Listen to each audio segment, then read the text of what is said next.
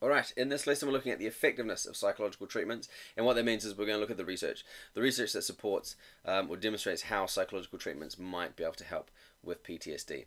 So do a quick review, and then we're going to look at a key study.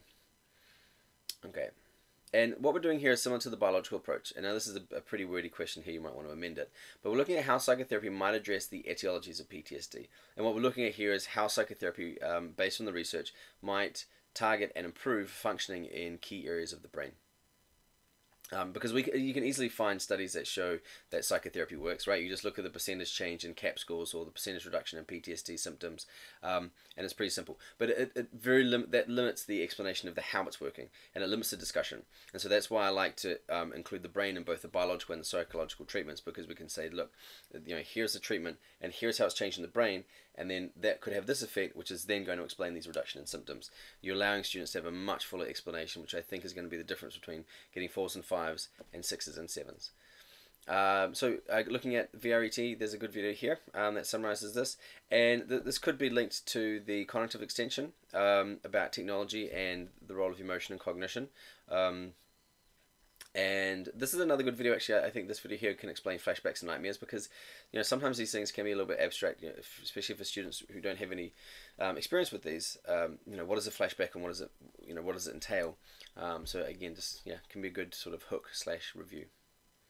Now this is another good video, so it's a bit longer, this one, 30 minutes, but we can actually see these guys going through the process of, and they mentioned, I don't think they mentioned cognitive restructuring by name. That's what we'll talk about a little bit later on, but they are going through therapy that's very similar to that in terms of changing their thought patterns, and again, we're not just talking about people in the abstract or facts and figures on a book, but we're seeing real life examples of people suffering from PTSD and how the treatment's aimed at helping them. Okay, now before we get into the treatment, I think it's good just to review the etiologies, and so because we're going to look at how the treatment here is going to address those etiologies.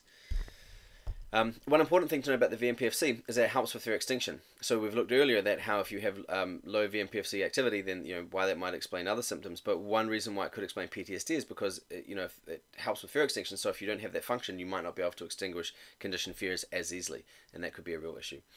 We can review here about meditation mindfulness. There's some research to suggest that this could be helpful, but this is in its early days.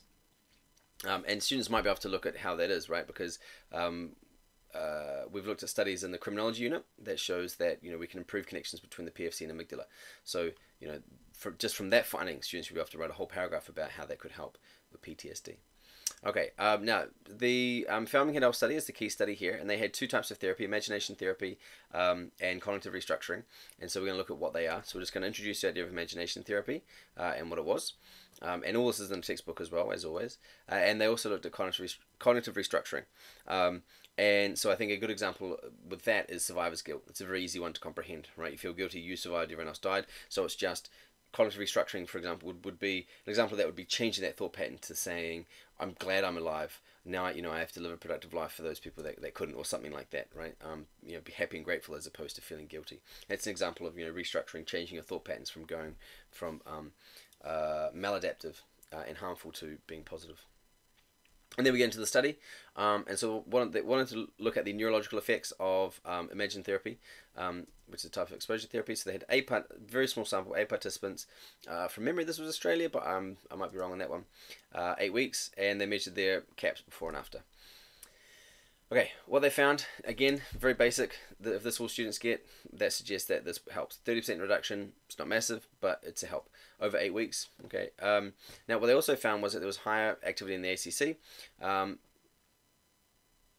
The more activity there, the lower the PTSD symptoms. Now, an important role of the anterior cingulate cortex, the ACC, it helps with fear extinction, and so this could explain that reduction in symptoms. The other correlation they found was that as the CAP scores decreased, so did activation of the amygdala. So suggesting that maybe the therapy might have helped reduce that activity in the amygdala, which then helped reduce their symptoms. Now, just a note on the ACC, in the original study that I read in Felmingham's research, they write about the ACC as if it's part of the VMPFC. I've since read a little bit of research where, there's not a, from what I could ascertain. There is some discrepancies about what different parts of the brain end and where others begin. The general consensus, though, seems to be that the ACC is not part of the VMPFC. In fact, we can see here's the ACC, here's the VMPFC. However, in Felmingham's study, they wrote about it as if they were the same. So, I mean, that's in the book. It's written as if the ACC is part of the VMPFC. Here, you might just want to take the time to say, well, there could be well, according to many people, they are two different parts of the brain. Okay, so yeah, apologize for that. But yeah, I was going on what these guys wrote. Okay. And here's just my note. So here's a quote. Most neuroimaging studies of PTSD reveal reduced VMPFC activity, particularly in rostral anterior cingulate cortex, or RACC. So, right, I mean, that kind of suggests that that's in that, right? Or maybe I'm reading that wrong. In the workbook, this is something, a different type of thing I added here, but just some guided note taking. And so, you know, I just feel like this here might be helpful for students. It's guiding them towards getting the key details that they need to help them. Now, at the end, here's a quizzes. So there's been a lot of chalk and talk, so I want to have something a bit more fun to get their understanding as opposed to just writing out the answer. And so here's a quiz that they can help take that. Then we review the key question. I'll just verbalize this and say, hey, can you answer it? And then we're done. That was a pretty long video, pretty long explanation, but yeah, there's quite a lot there going on. But I think if you do that over 2 lessons, you should be fine. You might want to plan over, do it over 3 if you find that they need more time.